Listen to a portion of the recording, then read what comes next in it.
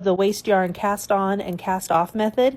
It is so easy to do, and look how simple it is to remove your project from your knitting machine. What you will need is first your project yarn. I'm going to use this Caron Simply Soft yarn. That's a number 4 worsted yarn. And then you're going to need what's called your waste yarn or your scrap yarn. And this will be in a similar weight but a contrasting color to your project yarn. So we are going to cast on with our waste yarn first. And waste yarn is just extra yarn that you have. And this is how you're going to start your project, but it's not going to be a part of your project once you're done.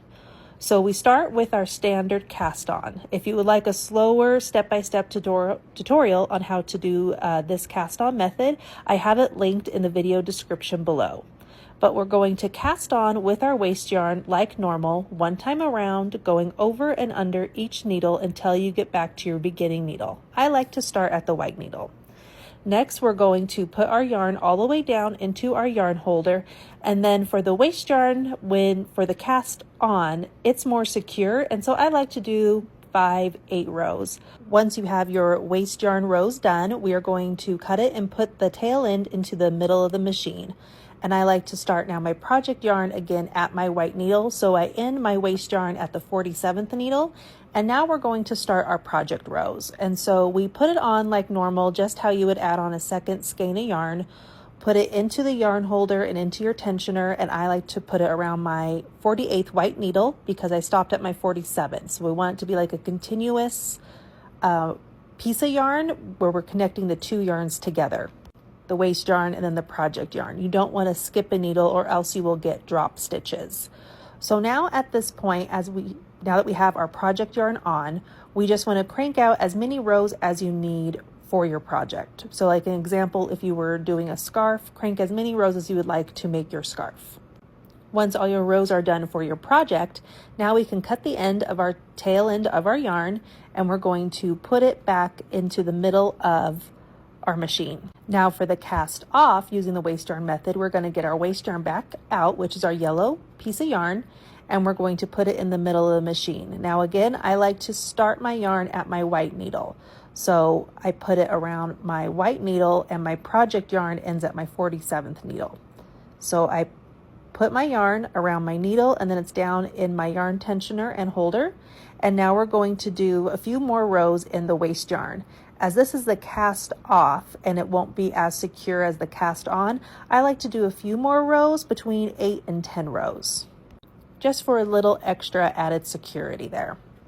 Now here comes the fun part. Once you have as many waste yarn rows done, cut the end of your tail end of your yarn or let it run out, and we're going to crank one time around without any yarn, and then on the second time around it will just fall off of your machine, off of the needles.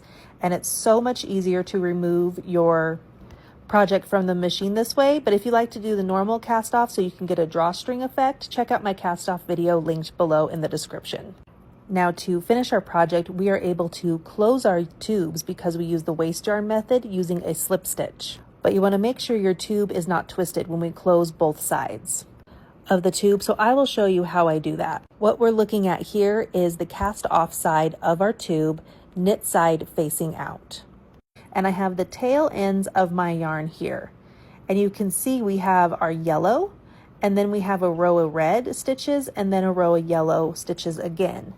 It's these red stitches that we are going to pick up because they are our live stitches or part of our project stitches. So I have the tail ends down at the bottom facing me, and then we have 48 stitches because I used a 48 needle circular knitting machine. So I count from the bottom where the tail end of my project yarn is, and I count 24 up to the top. Once I count to the 24th red stitch, then I get a stitch marker and I'm going to mark it, just as a placeholder so I remember where that stitch was. Next, I'm going to go to the other side where the tail end of my waste yarn is, that's the yellow yarn, and I'm going to count 24 stitches going the other way. And this is so I'm making sure I'm even, and I'm going to slip stitch down the tube flat on both sides. So I'm counting up And then I'm going to mark that 24th stitch on the other side with a stitch marker. Now, if you land on the same stitch that you have already marked, that means you miscounted. So go back and recount. Or if you have a stitch in between the two stitch markers, you missed a stitch too. So go back and recount. So zooming in here, you're going to see we have our yellow yarn. Here's our project yarn. This is the purl side. And this is the side you see when it's on the machine. This is considered the inside. So we want it right side out. And then we want to flip it out so we can still see the purl side and see our stitches. And so we have yellow, and they're sandwiched in between is this red. And the red is our live stitches. And this is what's just holding everything together. So it makes it really easy to see what stitches we want to pick up, because we only want to pick up the first row of red stitches. And you can also see another added benefit is how the red stitches are nice and tight, because we use the waste yarn to pick up a little bit of that slack, starting it or ending it with that. So now I'm going to go up to my 2 24th stitches that I have marked with the stitch markers. I have them kind of pulled a little bit, and I'm going to remove the stitch markers, and then we're going to slip stitch down our red stitches, flattening the tube in kind of a zigzag or X pattern. And I really love this for finishing for scarves, the ear warmer headband, and a lot of other projects as well. Okay, so I kind of pulled out my 2 stitches so I have them there so I know where they're at, and I'm going to remove the stitch markers so they're out of my way. And I'm going to pick up my right stitch with my crochet hook and then my left stitch. Those are the 2 24th stitches that we counted.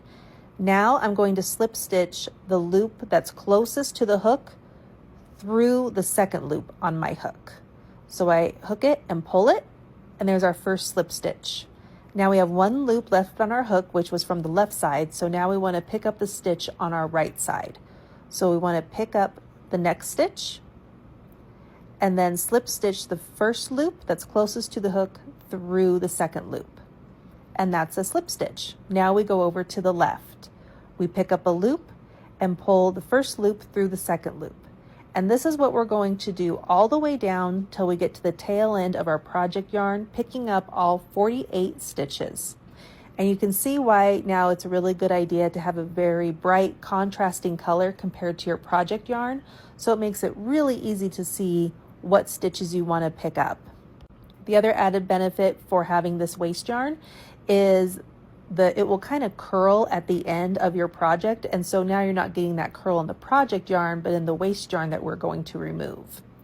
Now as we're picking up these stitches, we want to make sure you get every single one. If you miss one of your project yarn stitches and we remove the waste yarn, then that stitch is going to drop and that row will unravel. So you just want to be careful that you get every single one here. And so you can also count your stitches as you go down to make sure you get all 48. So when you start with your 2 that you marked with your stitch marker, that would be stitch 1 and 2. And then you can pick up the 3rd, 4th, 5th, 6th, count all the way down to make sure you get all 48. And I'm going to keep this in real time so you can just kind of see the motion that I get. When we start closing the tube flat as we get close to the bottom, some of those stitches can kind of hide and curl in there because we're closing it up tighter. So I use my left hand to kind of pull back on the waste yarn so I can see what stitch I need to pick up and make sure I don't pick up on the second row, but it's the first row of wet red that I get. So now that we're getting down to the end here, you just want to take your time and get every single stitch.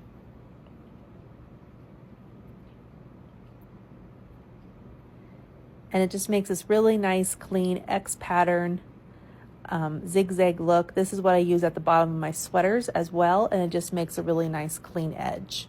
So now here that I'm at the bottom, you can see how it's kind of rolled in on itself. So I unroll it a little bit so I can make sure I get all the stitches. And then you may need to move the waste yarns out of the way, those little tails, to see the stitches as well. So we just have a couple more we need to pick up.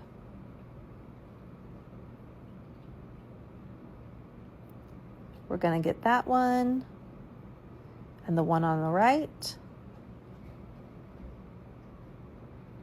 And then I think there's just one more hidden under the tail here, so kind of move it around. Yep, right there.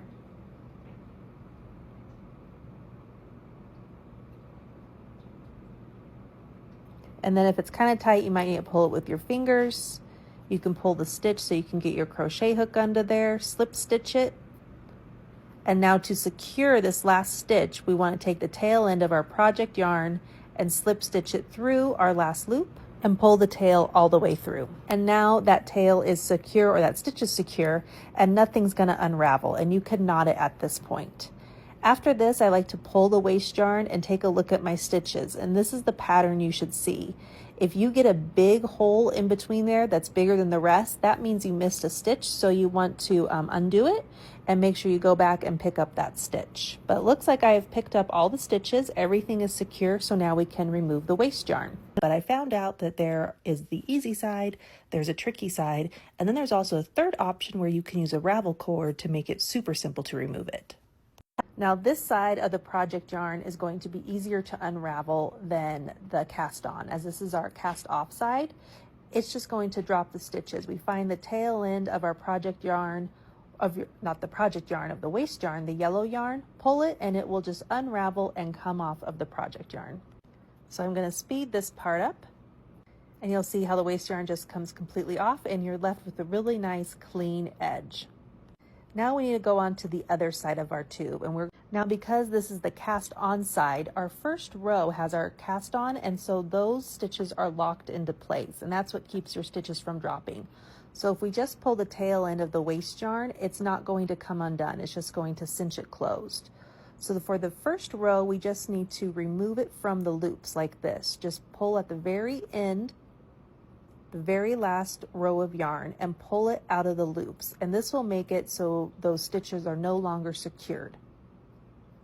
And you just do that one time around until you get to the second row. So this just takes a few seconds to do. Get it all pulled out,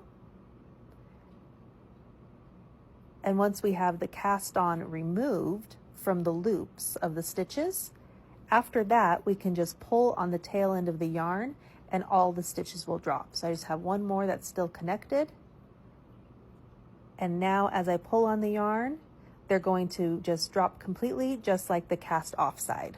So there's no need to cut out your waste yarn or your scrap yarn for your cast on when you do that. And it all just removes very easy, and you have a very beautiful, nice, clean, finished edge.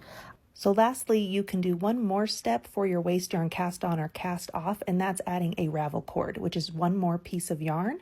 And then to remove it, I'm going to show you that here, you pull on the ravel cord and completely remove it from the project, and then it separates your waste yarn from your project yarn.